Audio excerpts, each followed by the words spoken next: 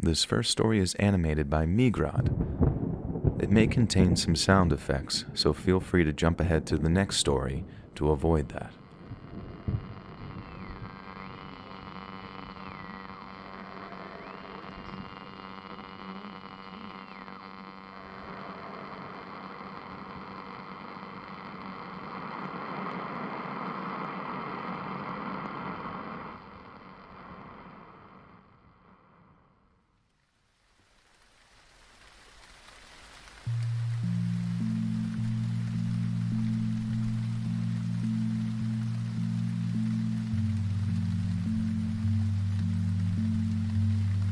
Do you believe in ghosts?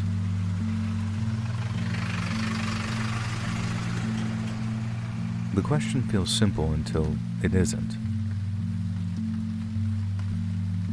It's not really about specters or whispers in the dead of night. It's about the cracks in reality. The places where the seams don't quite hold. Some people say ghosts are the remnants of a soul too stubborn or too broken to let go. And this story is one of those instances.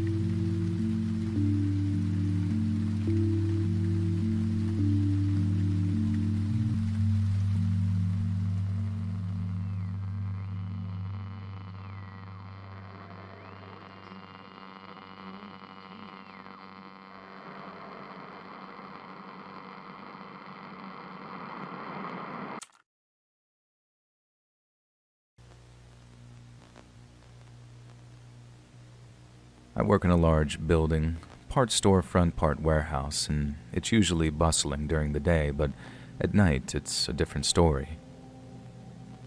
Walkie-talkies keep us connected, but on slow nights like this, they stay silent for hours. Normally I'm in the inventory office, tucked away in the back of the building. A coworker was on the sales floor helping the occasional customer, and the others were in their offices doing who knows what. The hum of machinery echoed faintly through the halls, and it was almost complete silence, and days like this have a habit of lulling me into a sort of sense of calm. It felt like the world had shrunk to just this building, this quiet, hollow space. It would be just enough to send anyone into a state of sleep. If only that was the biggest issue that we faced that night.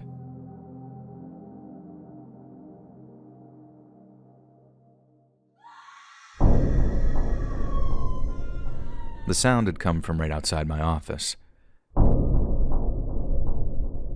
Immediately, the calm energy of the store was gone, and I was completely frozen for a moment. I thought maybe one of my coworkers was in trouble, and I didn't have time to think, and my instincts immediately took over.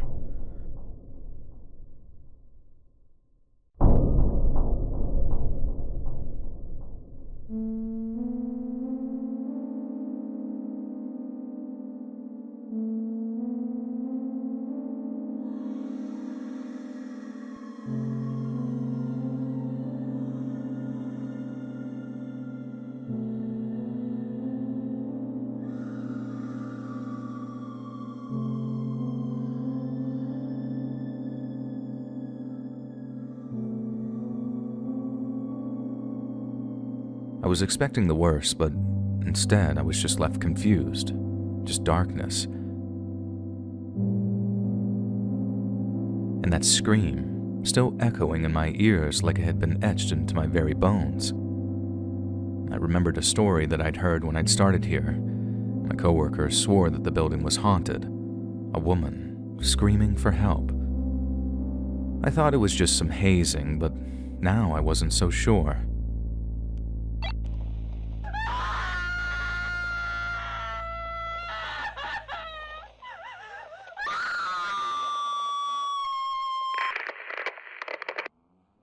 A chill ran up my spine. Did anyone else hear that? My coworker's voice cracked with fear. One by one, we all chimed in. We'd heard it, clear as day. No distortion, no interference. One of us whispered what we were all thinking. It came from our line of devices. But the walkies, they were all accounted for. Her scream still haunts me. It wasn't just a sound, it was a plea, a fragment of a life torn apart. Whatever happened to her, she's still here, trapped, reliving it over and over. And now, so are we.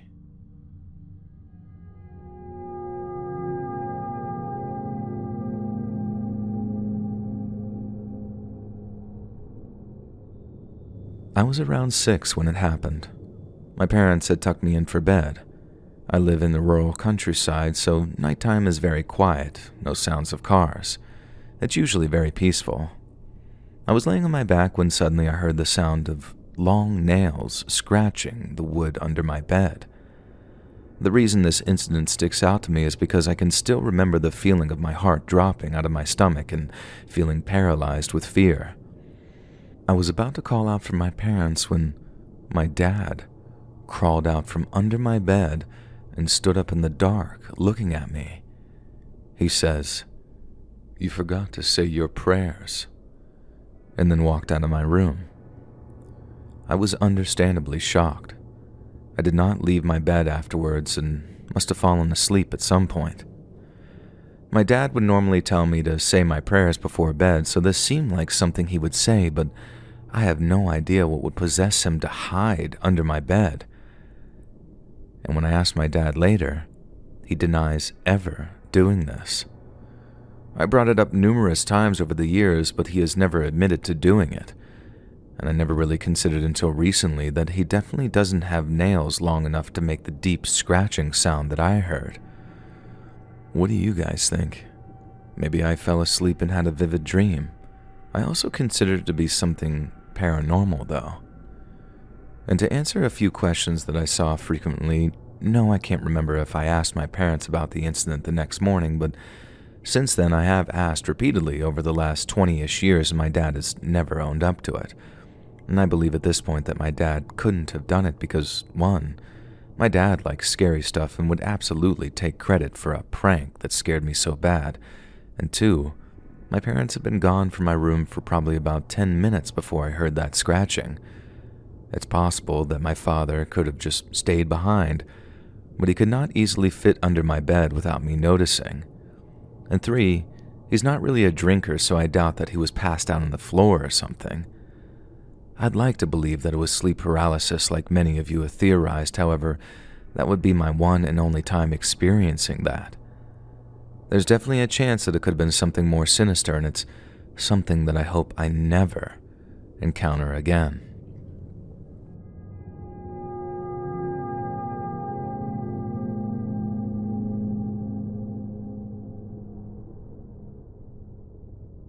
I'm in my 30s, and I've had a few of what I believe to be paranormal experiences. Both of my parents served in the military, which led to me growing up in many different homes all over Europe and the United States. When I was about 15 years old, my family and I lived in a really old house in Portugal. I believe that I was being haunted by an entity that lived in the closet in my room. This was my first paranormal experience. But once we moved back to the United States, I decided that what I thought I was experiencing in the old house in Portugal was just my imagination, and I didn't think about it again until years later.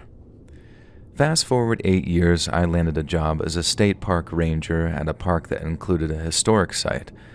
At the time, I was already a park ranger at another park, and I remember my coworkers telling me, "Oh, you're transferring to the creepy cult park?" I laughed it off. I genuinely was not considering the fact that the historic buildings could be haunted. I really enjoyed learning about history and was only thinking about how lucky I was to be working there. On my first day at the creepy cult park, a volunteer gave me a full tour of the historic site. When the cult was at its peak, there were over 100 buildings. Now only 13 buildings remain. We had already entered 3 of the buildings, and the words haunted or ghost still hadn't crossed my mind. That was until we went into the old bakery. We were on the first floor. Park visitors could look through the glass window at the doorway to see all the artifacts that were there when the bakery was in full operation. But we had a key to get inside the building. At this point, everything felt normal while taking a look around the first floor. The volunteer then started to lead me to the stairwell where only park employees could go. I was in the front and made it halfway up the stairs, and all of a sudden, there it was. The same kind of feeling I had when I was a teenager in Portugal. I asked the volunteer, "Do I have to go up there?" And she seemed annoyed and said, "Oh, you're one of those?" "One of what?" I asked. "One of those people that believe in ghosts?" I didn't know how to answer her. I was new and didn't want to start off on the wrong foot. I had been a park ranger for years, but never at a historic site. I responded, "I don't know if it's a ghost, but I got a bad feeling, and I really don't want to go up there." She rolled her eyes and said, "Let's move on to the founder's home." We toured about 5 more buildings after that. I had that uneasy feeling in all of them, but I assumed it was just me still thinking about the experience I had at the bakery. 2 weeks later, I had a week of morning field shifts. One of my tasks during this shift was unlocking and disarming the buildings before the park opened. I had done this on my own a few times and really only got that eerie feeling when opening the bakery. Luckily, going upstairs was not a requirement. But on this particular day, I had opened 6 buildings before arriving at the founder's home, as in the home of the founder of the cult. When you walked inside the founder's home, you could see 2 old wooden staircases on either side of the room leading upstairs. Underneath those staircases were storage closets, and one of them was where the security system was installed. When you opened the main door to the building, an alarm would go off, and you had to use the skeleton key to open the main door, then quickly grab a different key to unlock the door under the staircase to disarm the alarm. You only had 1 minute to disarm the alarm before the cops were notified, so I was focused on looking for my second key while walking inside the building. As I was walking toward the closet, hearing the loud alarm going off in the background, I found my next set of keys, looked up, and there it was. A silhouette of someone standing there, staring at me. But he had no features. He was a shadow. I froze. I felt like I couldn't breathe.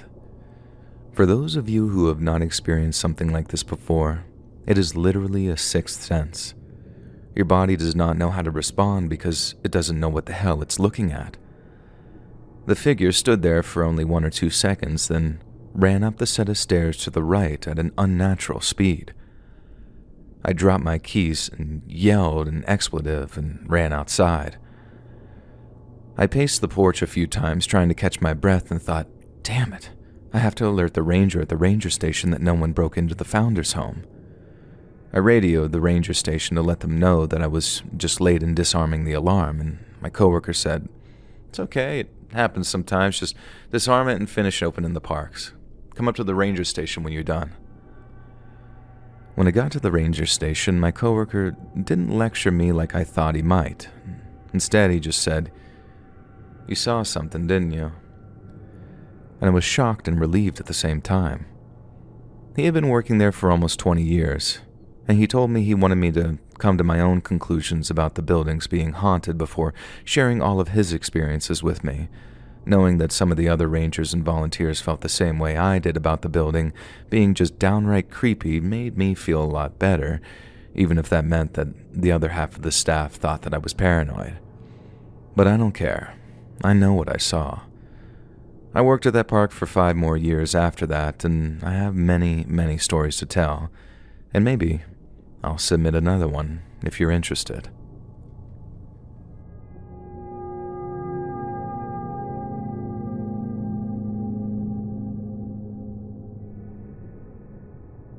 Alright, I've reached the point where I can't keep this to myself anymore. I need a semi-anonymous place to get it off my chest so I can just move on. I was part of a trio of best friends. We hung out socially pretty regularly, and one of our favorite things to do was have a girls' night out at the local clubs. We always started at one of our least favorite clubs, but it had one of those inexpensive fishbowl drinks, so we typically began our evening there. And that's where it happened. We had arrived and were about 30 to 45 minutes into conversation and drinks when we decided to hit the dance floor. A group of 3 guys was seated near the dance floor and joined us once we started. I ended up paired with the youngest-looking one. He seemed about 5 years younger than me, but we were having a great time dancing together. We danced and eventually merged back with the group, forming a circle. Directly across from my dance partner and me was my friend. She was laughing and smiling, dancing and enjoying herself, and then, boom. It was like a hologram or a shifting picture, like tuning an image. Suddenly, she stood well over our heads, and my dance partner looked about 5'11", and she was a clear head and shoulders taller than him. And this is the part that I have the hardest time saying without ridiculing myself for not having an answer. And please, I struggle to even say it to myself, but she was a reptile. A standing, scale-covered, muscular, human-like creature with a dinosaur/human-shaped head. My dance partner and I both froze. I felt stuck, just staring, willing myself to stop. When I turned to look at him, the color had drained from his face, and I felt so bad for the fear that I saw on him. And without a word to each other, we both took a step back, turned, and fled outside. He kept walking, completely left the club and didn't say a word, just walked off. He left his friends there and was gone. I went back inside because I thought that it had to be the lighting, the shadows, something practical. After all, I knew this person. We were friends, best friends at the time, and clearly I was the crazy one and needed to understand what had just happened. I sat at a table near the dance floor and watched the whole room, the lighting, the effects, the shadows, my friends dancing, and I told myself that it had to be an optical illusion, a terrifying one, but it could have been real. I knew this person. I wasn't prone to hallucinations or fantasies, so I must have been the one who misinterpreted something, my brain filling in the wrong information. It unsettled me so much that I decided not to continue the night out. I said goodbye to our other friend and went home, and as soon as I got there, I searched the internet for anyone who had experienced anything remotely similar, but I found nothing. At this point, I tried and have continued to try to convince myself it was the room, the lights, the strobe effect, something that made my best friend look like a 7-foot-tall reptilian person. I avoided them for a month after that. The next time I saw her, I thought she'd find it funny that I ghosted everyone because she shapeshifted. But she didn't find it funny. She seemed worried and started asking me what she looked like. And fair enough, I thought. If my lunatic friend said the same thing to me, I'd have some questions too. And I turned it into a joke and tried to steer the conversation away. But sometimes I get reminded. I see it again in my mind just as clearly as that night, and I'm still just as frightened, as confused as I was then. We all grew apart after that, but there, I said it. Maybe just getting it out of my head will finally make that memory go away.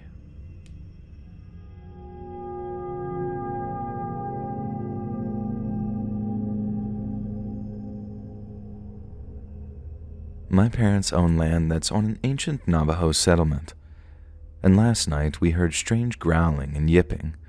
We assumed it was dogs going after our neighbor's cats. We live in the country, so this is pretty normal. My dad grabbed his flashlight and a pistol. He walked down to the noises, and I ran around grabbing all of our cats.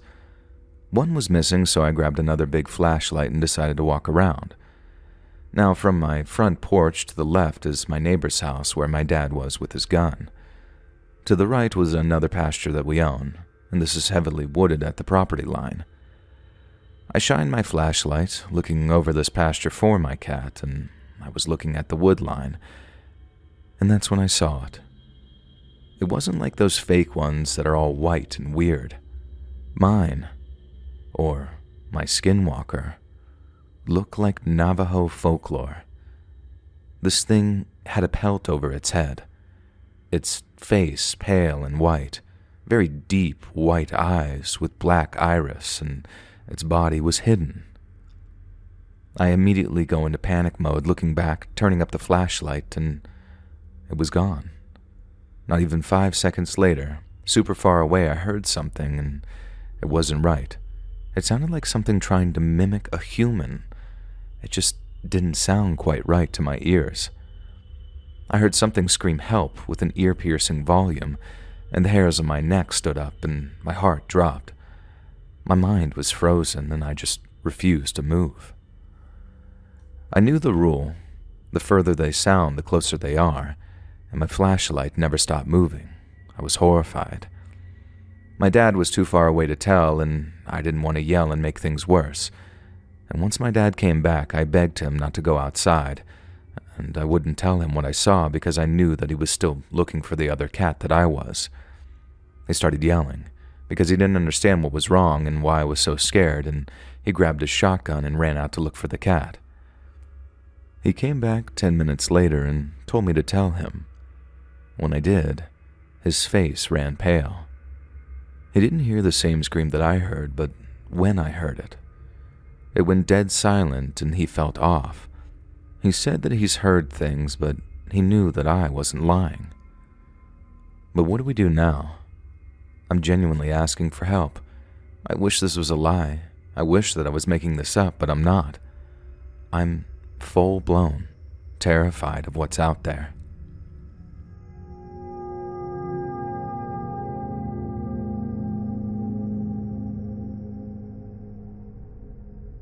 I grew up in a very old house in the Midwest that my parents got for a steal. It was originally built as a hotel, and the seller was very motivated to get rid of it. Now, growing up, weird things happen all the time. The typical malarkey that is easy to ignore for years and years. Footsteps, strange shadows, the feeling of being watched or followed. Swearing that you see someone in the room right as you wake up. The room in the basement that chills your blood every time for no reason, and the occasional hard-to-explain moments. I moved to the West Coast in my 20s for school and self-discovery. During a visit from my family, my sister told me that they had met a ghost in the house, and I was pretty skeptical, but my entire family backed her up. She was in her room and her radio had been acting up, so just on the off chance, she said, "Okay, if you are a ghost, could you please just stop it?" And the radio turned off. She waited a moment and then said, "Wait, if you are a ghost, turn it on." And the radio turned on. After some experimentation, they devised a system of communication. Volume up was yes, volume down was no. The digital readout on the volume was 0 to 30, so 1 was A, 2 was B, 3 was C, and so on. If the radio turned off, then it was a sort of hard no or off-limits question. And through this system, the ghost had explained that he wanted to be called Jason. He had died in the house in 1905 at age 5 when he was sick, and he lived in the house alongside us with his kind of mother and evil father. When they asked if he loved his father, the volume went to 0 and turned off. In fact, he refused most questions about his father. Apparently, he was the cause of the more malevolent experiences that people had in that house. I was definitely intrigued and went back home that year to visit for a chance to experience this for myself. However, when I arrived, Jason refused to interact with me. I would leave the table and the radio would pop on. My sisters would call me back and the radio would turn off instantly. He didn't want to have anything to do with me. As I thought about this, I remembered an experience I had before moving to the West Coast. I had been lying in bed one night when I felt a hand ruffle my hair playfully. I freaked out. I shot out of bed and turned on the light, pulled out my chest, and overconfidently yelled, "You do not know who I am or what I'm capable of. If you try that again, you'll regret it. Don't you dare mess with me." And then several picture frames on my desk flew off onto the floor belligerently, and I stayed at a friend's house that night. One night on my trip after Jason refused to talk to me, I spoke out loud, "Hey, I'm sorry if it was you who I yelled at that one night. I bet you were trying to play or introduce yourself to me and I got scared. I didn't need to be so mean to you, and I understand if you don't want to talk to me." The radio turned on. "Hey, are you the Jason I heard so much about?" And the volume went up. Did I yell at you that night before I left?" And the volume went up again and then went back down to a reasonable level. "I'm sorry about that. Can we be friends?" And the volume went up again. It was incredible. He had introduced himself to several family friends as well. And to prove he wasn't some sort of hacked radio, he would do additional tasks. He would ring our doorbell. He would push crayons around on the table. He even did a really incredible trick for us. You see, while asking about the logistics of being a ghost, he had volume up that he could travel anywhere almost instantly. And to test it, we called up a family friend on the West Coast. This friend put out a newspaper on their kitchen table, and Jason then visited them and came back to set the volume to the date on the paper. The radio turned off for a moment, then seconds later it set the volume to 17. The friend said, "So close. The paper was for the 18th. But Jason was not convinced. Volume up, volume down, 17. Volume up, volume down, 17, 17, 17, 17.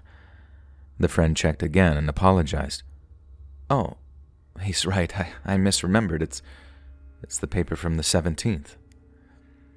He refused to answer questions about God or religion, and he gave us a few answers that contradicted as well. He told us that he didn't need to sleep, but he had told my sister a few months earlier that he did.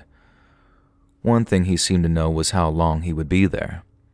Through the volume Ouija system, he told my sister that he would be around until her 28th birthday, then his family would move on to the next phase. At the time, this was a couple of years into the future, and sure enough, we never heard from him after that. During his time with us, he would occasionally visit our dreams. We would have these extremely realistic dreams where a boy in a white hooded robe would say hi to us, ask to play hide and seek with us, or ask us questions about ourselves. Then he would confirm with my sister that he had visited us. He used to play the radio primarily, but in the final year he got better at manipulating other electronics. He could make printers print messages. He could manipulate televisions. He even sent us texts in the last few months. My mother had texted me, "I see you, haha," when I was back in the West Coast a couple of years after all of this. And I texted her back, "Did you come out here to visit? Where are you?" But she was confused. She said she was in the Midwest at home, and her phone had no evidence of sending a text with that message to me. I texted back, "I think Jason has sent me a message. Hi, Jason." And I got a reply, "Hi," again, not from my mom. My sister even once got a call with a picture of Obama in the caller ID saying Mr. President, but there was nobody there when she answered and apparently no callback number. The radio confirmed with a volume up that Jason was just goofing around. It was a wild few years with that crazy kid haunting our devices. My family still has that radio out just in case, but it hasn't turned on in years, and my sister is now well into her 30s. I know this will be met with a lot of skepticism. Even I was very skeptical until I was able to meet him myself. However, I think it's finally time to share this and to answer questions people might have about it. So, what do you got? Ask me anything. Does my family still live in the house? Yes, they do. My mom and sister are around, and there's been no communication or experiences from Jason or the father since my sister turned 28. You realize Jason is a demon/lying spirit or malevolent entity sent to trick you, right? Maybe. We haven't ruled that out, but it felt pretty chill. And yes, I get that could be part of it. How did the parents die? It's unclear to us too. I wish we had found more info on them as well. Why didn't you record it? Well, we tried. Electronic recording was interfered with or might even glitch every single time. Jason didn't want to be recorded. Camcorders glitched. Phone video didn't save or seemed to be immediately deleted. Even audio recordings didn't work around the radio when he was active, or otherwise he would just turn off. Did you ever investigate the history or death records of the house? Did a boy named Jason actually live and die there? We did, and we found a record of a death of a 5-year-old boy from illness. His name was not Jason though, but everything else was in line with what he told us. How did a 5-year-old know how to read, write, and spell? Honestly, I have no clue, but he could. I personally always figured that he had picked up some tricks in the afterlife, but who knows? And others have theorized that if this family had this property at the time, they might have been socioeconomically at the top of the class back then, and he might have received a better education than most kids at that time, and who knows, maybe even comparatively to now. You expect us to believe this crap? Where's your proof? I expect some will believe and some won't, and that's fine with me. I'm not here to prove anything, I just thought it was a cool experience and figured some others would enjoy knowing about it too.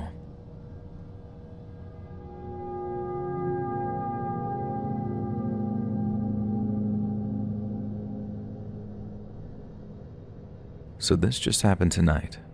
My son's birthday is today, and we are all currently quarantined due to being exposed to someone who was sick.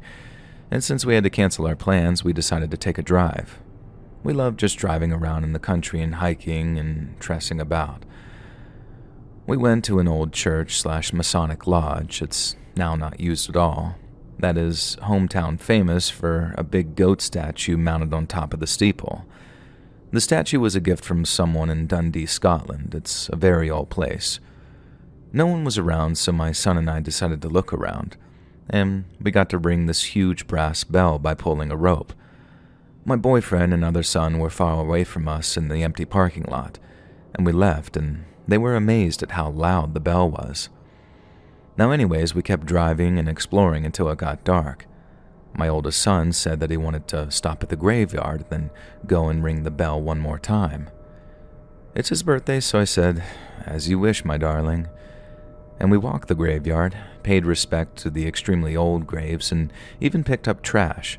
We always do this when hiking and exploring. Then, just down the road, we went back to the goat church/Masonic lodge. We pulled in. Again, no one around. This area is very open. The wide yard you walk across to get to the building is clear of trees. The church is right by the busy highway. No sidewalk, steep stairs. My boyfriend and I decided to stay by the van to smoke a cigarette, and I could see the black outlines of my two boys walking towards the front of the church. It's not super far, but it takes a minute to walk to the building due to the yard being quite mushy and kind of bumpy. Well, suddenly, out of nowhere, there were what looked like 3 more young men, teen boys, walking towards my kids and approaching them very quickly, as though they knew my kids. Well, my first thought was, okay, I better get over there and make sure these boys ain't up to no good, but I also thought, where the hell did they come from? I immediately walked toward them to make sure all was well. I heard the bell ring. Then suddenly, one of the unknown silhouettes charged my oldest son. As this happened, my boyfriend ran with his knife out yelling, "Hey," at the people. He ran around the corner to approach the group, and I followed behind him, but I wasn't as fast. As I reached the steps, my boyfriend and my kids were already running toward the car. There was no one there but my family, and I asked, "Where are they?" They just shouted, "Go, run, go Mom, run." And I repeated, "Where are those people?" as I ran. "There are no people, just go," they replied. So we did just that, skedaddling back to the car. On the way home, we, of course, talked about this very insane experience the entire time. We saw 3 people walk up to my kids, right next to them. It almost looked like they had planned to meet them there. They were walking as a group until one suddenly started running toward my son with intent, like I said, but my boys never saw them. There was no one there. There was no way they couldn't have noticed them, though. Nowhere for them to hide afterwards. The area is completely open with no hiding spots. The boys also described how when they reached the steps, everything felt very dreamlike. They got nervous and quickly rang the bell before my boyfriend got to them. Both of them rang it. This brass bell is old and loud, and it can be heard far and wide. And even though both boys rang it, I only heard it once, and I saw 3 people disappear. On the way home, my boyfriend and youngest son felt nervous and negative and scared the entire time, But my oldest son, the birthday boy, and I felt excited with no sense of malignancy whatsoever. My oldest and I have always loved all things paranormal, but tonight removed that last bit of doubt lingering in the back of my mind. I never thought something like this would happen, not just to me, but to my whole family. We prayed for protection on the way home and arrived safe and sound, but you never know, you guys, anything can happen. And I'm open to any and all theories, whether supernatural or pragmatic. I've gone through every possible scenario, but it just doesn't add up.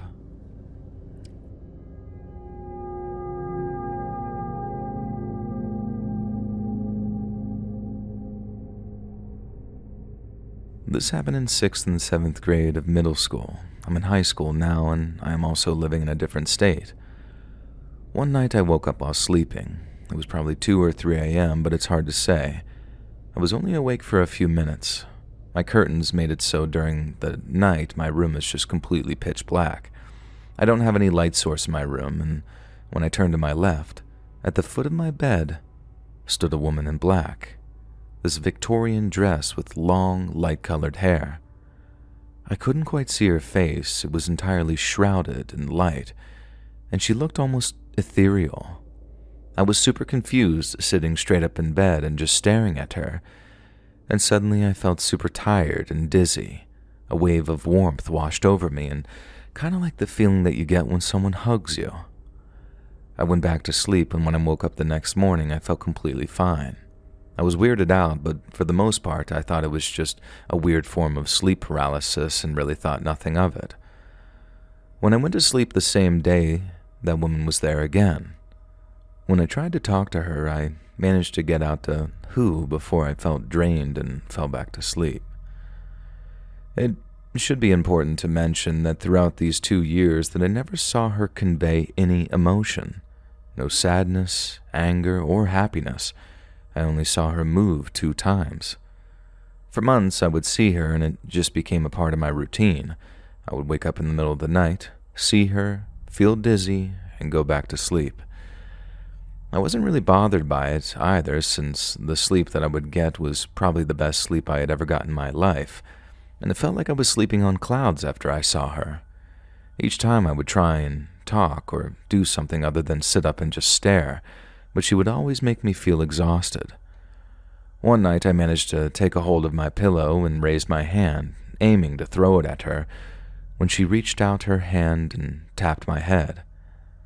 I think I literally blacked out after that, and this is the only time that I physically felt her. Her touch was very light on my head. Around a week later, I mustered up enough strength and threw that pillow at her. And like I said before, she was still emotionless. It went through her body easily, which scared me in the moment. This is the only time that I felt fear during the night with her. And while I was freaking out, she reached over and swiped at my shoulder. I couldn't feel it, but a few seconds later I felt so dizzy that I was nauseous. And the next morning I had red marks on my shoulder. Like I said, this went on for a long time. And at this point, I just let her make me go to sleep, and I just kind of lived my life with her. What could I even do? I don't really remember when, but one time during lunchtime I went into my bedroom and I saw her in my neighbor's window. Because of how my bedroom is positioned, I could see right into my neighbor's house, and that's the only time that I saw her in person. This was terrifying for middle school me. Once I calmed down, I went to the same neighbor's house to pick up my cat. Long story, but my cat loved going over to their house, and while I was over, I showed them the video and explained my experience, and asked if they had the same thing. They mentioned that their 10-year-old daughter had talked about a woman in the middle of the night, but they thought that it was just her imagination, and they also said that she went upstairs, sleeping, due to her having a small cold. After this, I never saw her again, and this happened in the summer of 7th grade. And since then, I moved from that house. Maybe she's found a new girl to haunt, or was angry that I was talking about her. I recently told my friend, who was the daughter of a pastor, and she was adamant that it was a demon. I never felt any ill intent from her, but I'm open to really any answer. It could also just be my imagination, which I guess looking back wouldn't surprise me either.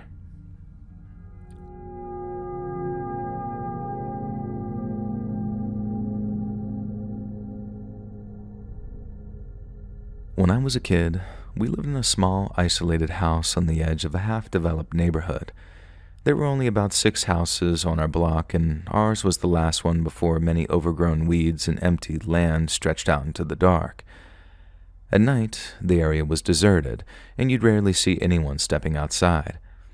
I lived there from the ages of 7 to 13, and looking back, it felt like I was trapped inside one of those disturbing, uncanny horror films where reality always seems just a little bit off. Before I dive into the incidents, it's worth mentioning that our life in that house was filled with a sense of suffocating dread. Financially, we struggled a lot during those years, drowning in debt. Strangely enough, things turned around for us as soon as we moved out. Family fights erupted daily, and I remember feeling terrified constantly.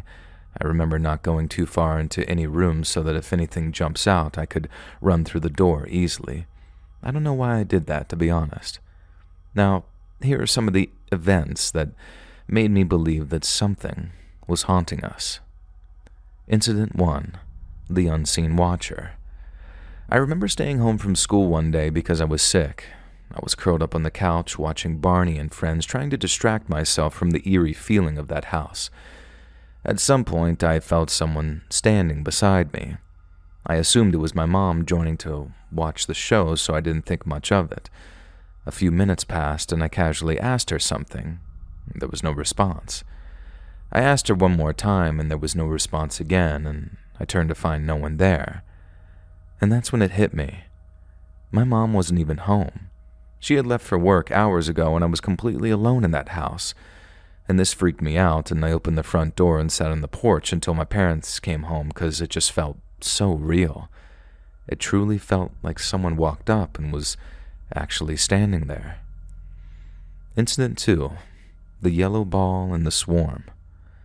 This incident happened to my sister, but I'll try to explain it in my point of view. We all used to sleep in the same room since our house only had one bedroom, and me and my sister would sleep between my parents to feel safe. One night, my sister was studying for her test in the living room, and at around 12:30 a.m., I was starting to fall asleep when suddenly my sister burst through the door, running and jumping on the bed, scared and crying. After calming her down, she told us what had happened. She was in the living room studying for a test when, out of nowhere, a yellow ball with a smiley face on it rolled into the hallway from the other room. As it came to a stop, dozens of cockroaches scurried out from the same room, like they do when they hear humans walking. Our house had a serious cockroach problem, and the floors practically came alive with them at night. She said a heavy sense of dread washed over her as she stared into that dark hallway. And then she saw it. A shadowy figure emerging from the darkness, moving in a way that made her feel cold all over. She told us that she felt stuck for a second and frozen in fear before running to the bedroom. Incident 3. The Disappearing Glasses. One morning, my dad couldn't find his glasses. He had recently undergone cataract surgery, so they were essential. The whole family spent what felt like hours scouring every inch of the house. We checked his shelf multiple times, which was where he usually kept them, but they were nowhere to be found. We left for school, defeated and convinced that the glasses were gone for good. But later that evening, as we were sitting around, my dad suddenly called out to my mom, sounding almost angry. We rushed over to find the glasses sitting right there on the shelf, exactly where we had checked over and over again. My dad thought that we were playing a prank on him, but we weren't. There was no explanation for how they could have reappeared like that, and it wasn't him pranking us either because he was so angry that day. Incident number 4. The Mysterious Fortune Teller. Okay, so this one is actually scary, so strap in. How would you feel if a random creepy-looking guy stood in front of your house and started chanting? Well, In South Indian culture, there's a figure known as the Kudu Gudupu Quran. I've not heard much about them, but they're like devotees of God who roam the streets and randomly tell fortunes to people. Most people avoid them, fearing that their predictions might bring misfortune. My first encounter with one of them was when I was young. I remember hearing a man singing some kind of religious song near our doorstep, literally a few meters away from our door. I went to check on it, but my mom quickly grabbed me from behind and told me to be silent and to not make any sound. We pretended like there was nobody home, and eventually he went away. I was so confused and asked my mom who he was, but she didn't explain and just sort of brushed it off. Years later, as the strange happenings in our house grew more intense, a similar figure began appearing near our house while my dad was home alone.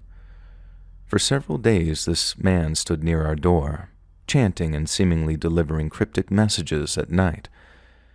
Finally, my dad confronted him, telling him to stay away. I never saw the man again after that, but I couldn't shake the feeling that his presence was somehow connected to the disturbances. Incident 5. The Chanting Yogi. My sister also had reoccurring nightmares while we lived there. She remembers one in particular that terrified her. She would wake up to a vivid vision of a figure, like a yogi or a mystic, sitting on her chest, chanting in an unknown language. She could feel his weight pressing down on her, making it almost impossible to breathe. And this vision plagued her until we left that house for good. We finally moved out of that place, and to our relief, the strange experiences almost entirely stopped. Our financial situation improved, the family conflicts became less frequent, and that constant creeping fear seemed to lift. I can't explain what was happening in that house, but living there always felt like I was stuck in a disturbing horror movie, one that I desperately wanted to escape. Do you think that there could have been something paranormal going on, or was it just the atmosphere of that place that was getting to our minds? And if you'd like to hear more stories from that house, let me know. I have plenty more.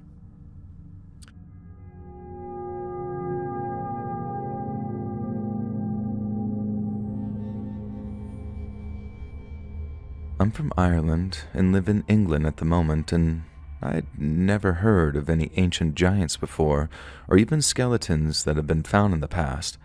However, I have a true story of actually seeing one.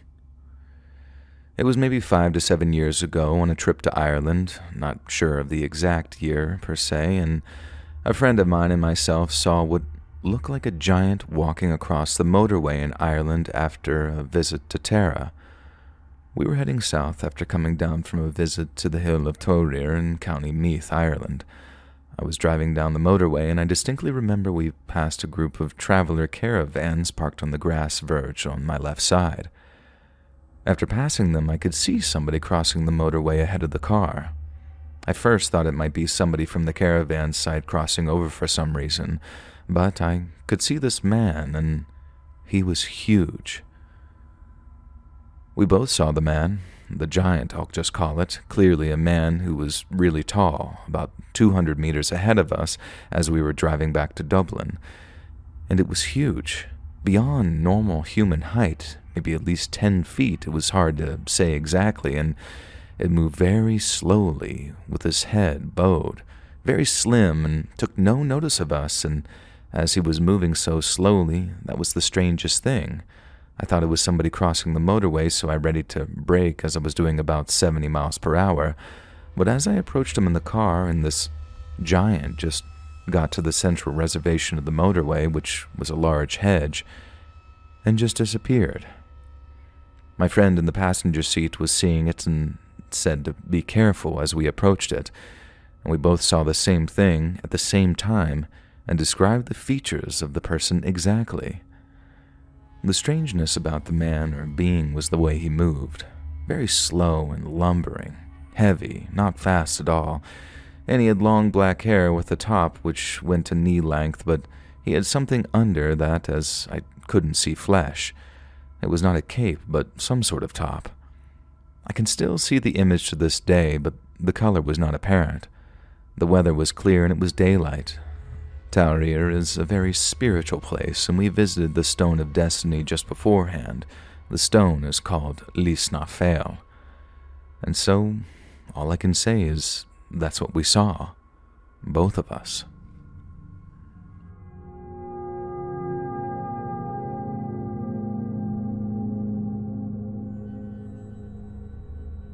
One of my best friends died of a drug overdose in 2020. He would have been a groomsman at my wedding in September of 2024, but I decided to leave his spot open because I don't believe anyone could ever truly replace him. I even had a set of groomsmen presents set aside to give to his dad when the wedding was over. During the planning for my wedding, a strange thing happened where the veterinarian's office I recently switched to turned out to be the one his parents used when he was a kid, and my fiancée, now wife, has a cat with the same name as his childhood dog. After we switched to his vet's office, my friend's dad started getting emails and automated text messages about his family dog that had passed away almost 10 years prior. When he went to the office to figure out what had happened, the vet's office didn't have an explanation as to why he got the notifications. They said, "It's an automated system. There's no reason why you would have started receiving those when they're supposed to go to this person." And this is when he figured out that I had recently started using this vet and that my wife has a cat with the same name as his deceased dog. He was immediately convinced that my friend was messing with the vet's computers trying to reach me. His dad called me and asked if I had any major life events happening, and I filled him in on my fiancée and that I was getting married soon. And he broke down crying and said, "I think Nolan is pissed that he can't be at your wedding." I struggled mentally throughout the wedding planning process because of how much I missed my friend and wished that he could be with us. A few weeks after the wedding, around my birthday in November, I had a vivid dream that I was helping a mutual friend of Nolan and I move from one house to another. When I exited the house to load up another car with boxes, Nolan was standing at the car holding the package that was his groomsman present. He held it up, smiled at me, and turned to walk away.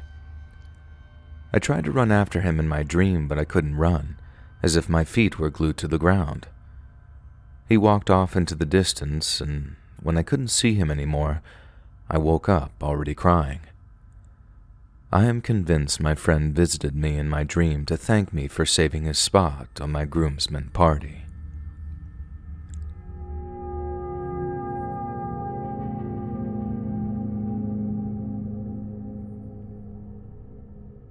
I've always had vivid dreams, so to speak. I always know when I'm dreaming, and I love it. Since I can remember, I got to know the term lucid dreaming, and I always look forward to sleep so that I can fly, and so on. Last night, though, was different. I was standing in my mom's apartment, and her back was turned against me. She was far away, but I could see her clearly. I shouted, "Mom," and she didn't answer me, so I yelled, "Hey, fatty!" And it looked like she heard me, but didn't know where the sound came from. She turned around, but still didn't look at me, and so I yelled, "Hey, fatty," again. I don't know why I yelled fatty. I've never called anyone that, and my mom is nowhere near overweight, so it was just a weird thing to yell. I remember waking up and felt bad that I was mean to her and was weirded out by everything. I told my husband, and he was laughing, saying, "Who cares? It was just a dream." My husband is nowhere near spiritual and doesn't believe in anything supernatural. I still called my mom just to talk to her, and the first thing she said after I said, "Hey, Mom," was, "Hey, honey, I had the weirdest dream. Someone yelled something at me, and I think they called me fat." She was on speakerphone, and my husband's jaw dropped, and I started shaking. I told her it was me. It wasn't a dream. If I didn't have my husband by my side, I would have gaslighted myself because I would think I was going crazy. But what is this? I've had dreams where my grandmother told me that I was having a baby girl. I didn't know that I was pregnant, and my grandma died at my birthday, so I've never met her. And she was right. It was a girl. I was pregnant, and it wasn't planned. And my daughter was born after her birthday. I'm still just shook by all of this, and I'm just curious if any of you have ever communicated through your dreams before.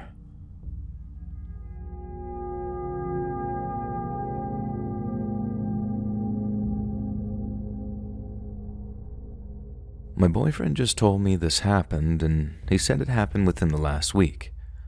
Our house is haunted, but this is freaking me out. I usually sleep on my left side, facing away from him in bed. On one particular night, I'd fallen asleep facing him while he was awake on his phone. He sat up for a moment and looked at me before realizing my eyes were wide open and I was trying to mouth something to him. He kept asking what, but I wasn't responding. He shined his phone screen on my face and my eyes were closed and my mouth was slightly open. But when he moved his screen light, he saw my eyes open and I was mouthing stuff to him again. He got so creeped out he almost slept on the couch, but decided to just face away from me and fell back asleep. And this has me rattled. The stuff in our house doesn't usually freak me out, but this has me pretty shaken up. His vision is good, even in the dark. I sleep with my eyes open sometimes and it's creepy, but it's not wide open, and it doesn't stop once the light is on.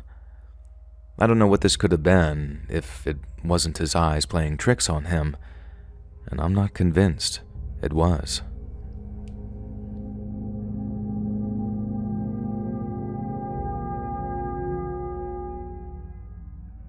I didn't believe in ghosts. The other night, my wife heard the sound of a dog toy coming from our living room.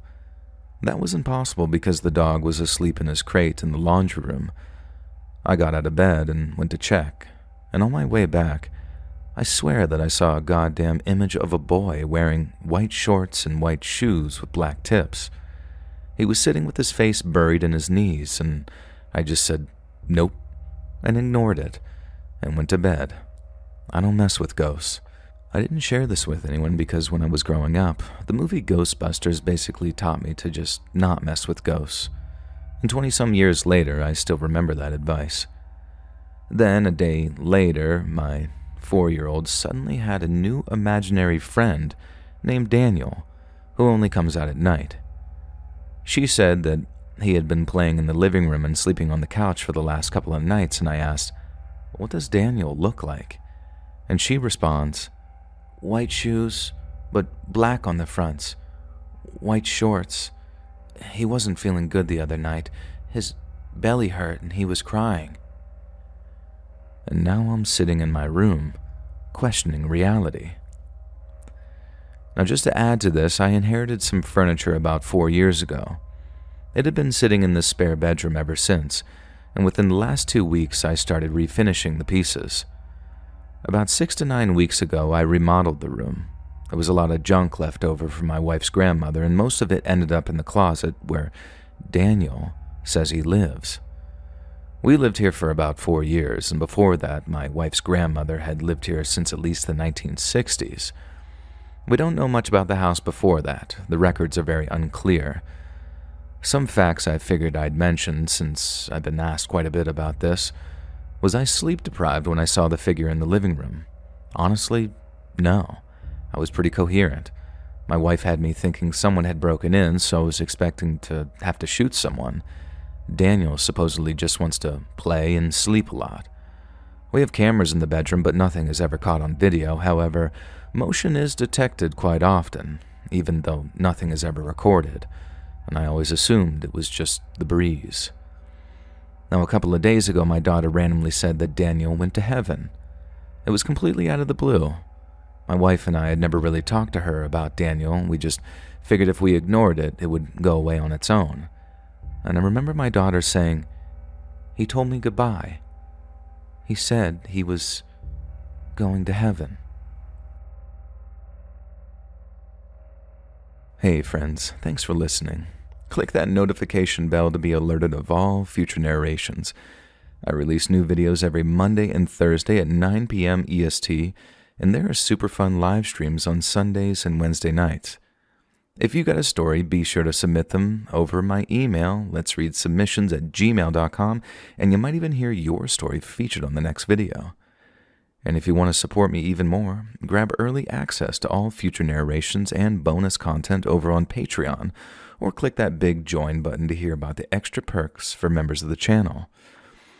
And check out the Let's Read podcast, where you can hear all of these stories in big compilations, located anywhere you listen to podcasts.